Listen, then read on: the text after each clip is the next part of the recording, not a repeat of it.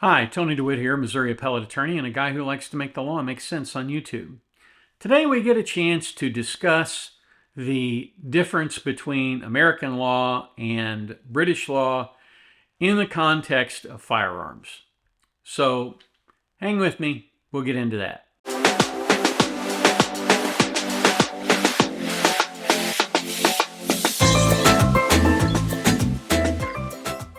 So I got a comment on my channel, and it really is almost comical because it illustrates just how badly there is a disconnect between the law in the United States and the law in Britain.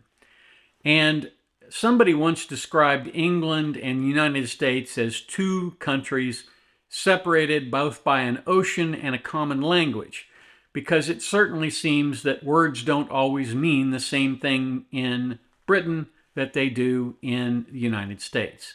So let's take a look at this comment. Here is what Kevin Porter said. I am from the UK, and it seems insane to me that the use of firearm could be construed as self-defense. You have a firearm in your house, why? The only circumstance in which you could reasonably use it is if someone is invading your home is armed. But in that case, the home invader is not going to twiddle his or her thumbs while you retrieve your weapon from wherever it's stored, surely requiring a lock to be opened, and then I guess that means wait further while you retrieve ammunition and load your gun. The concept of protecting yourself with a firearm is crazy. A firearm cannot defend you. It can only injure you and possibly kill someone, including yourself. No wonder America far outstrips any other nation in the world for deaths by shooting, whether suicide, accidental, or criminal. Your nation's gun laws are outrageous and a disgrace to your nation. Well, let's unpack a little bit, and let's start with this idea that deaths by firearms are outstripped everywhere else in the world. There's this little country called Ukraine. I don't know if you've heard of it, Mr. Porter, but you ought to look it up because they have a little dust-up going there right now, and I'm pretty sure the number of deaths from firearms-related causes there has really skyrocketed recently. So perhaps your statistics might need to be a little adjusted to give America a little bit of credit. But let's back up even further. You have a firearm in your house. Why? Okay, let's deal with that. I have a firearm in my house because I know the world is not a safe place. The fact is, no greater enemy exists than your own illusion of safety. Expecting the bad people in the world to do nothing to you is like expecting the bull not to charge because you're a vegetarian. You absolutely should not expect the world to always be rational. It isn't a good idea to expect that the world will always leave you alone.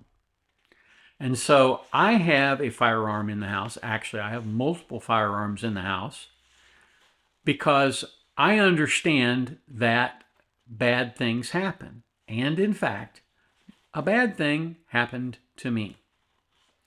In my home in Florida, my wife and I were sitting calmly on the couch one night at about 10 o'clock at night. We had eaten dinner at about 6 o'clock that evening, and at 10 o'clock, along came a knock on the door. And when I went to the door, there was a gentleman there with a pizza box in what appeared to be a pizza hat on his head, and he said, "I have your pizza." And I said, "I didn't order a pizza." "Well, it's for this address." So being you're basically I guess you would call your suspicious type, I said, "What is this address?" And he said, well, this address right here. I said, "That's good. What is this address? Tell me what this address is." So he started looking all around to see if he could see the address somewhere up close to the door. But it's actually out on the garage. It's mounted to the top of the garage. So he couldn't see it. And he said, so he switched tactics at that point, and he said, "Well, you don't have to pay for it. It's already been paid for. I just need you to sign for it." So that raised the hackles on the back of my neck because I've never signed for a pizza anywhere in my life. I've accepted a couple when I ordered them, but I certainly have never signed for one. So at the time, I had a Sig Sauer P320 on my hip, and I brushed back my cover garment, which was a coat. I had a little jacket on, and I pushed my coat back and displayed the fact that I was armed. And the guy dropped the box, turned around, and ran yelling "gun." And the two people who were with him ran at the same time. Now, I was fortunate. The fact is, even if he had tried to get in, our door is very secure.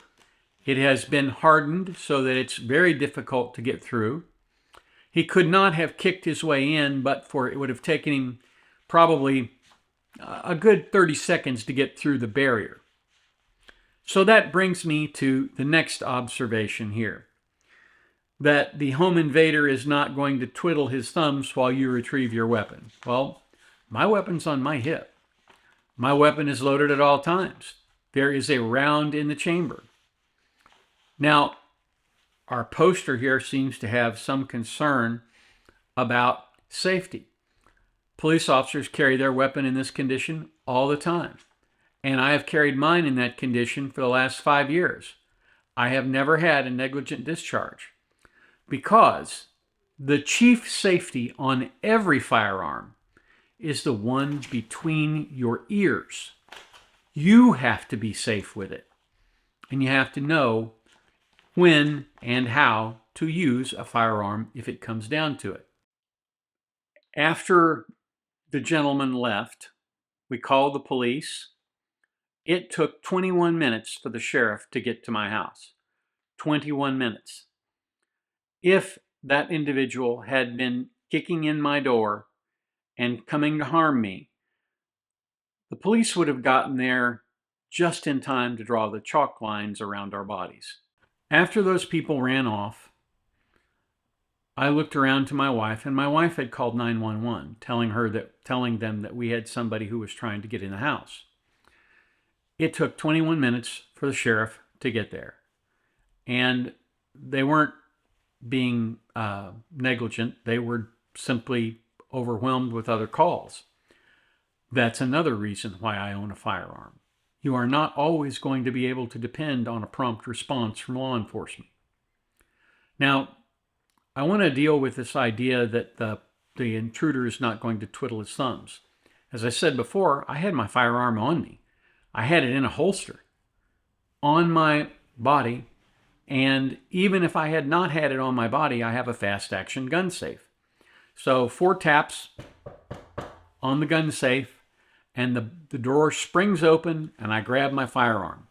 It takes me less than a second to get my firearm out of the gun safe. And as a result of that, there is absolutely no question that I could have been ready for anybody who came through that door, even if I hadn't had the gun on my hip, which I did.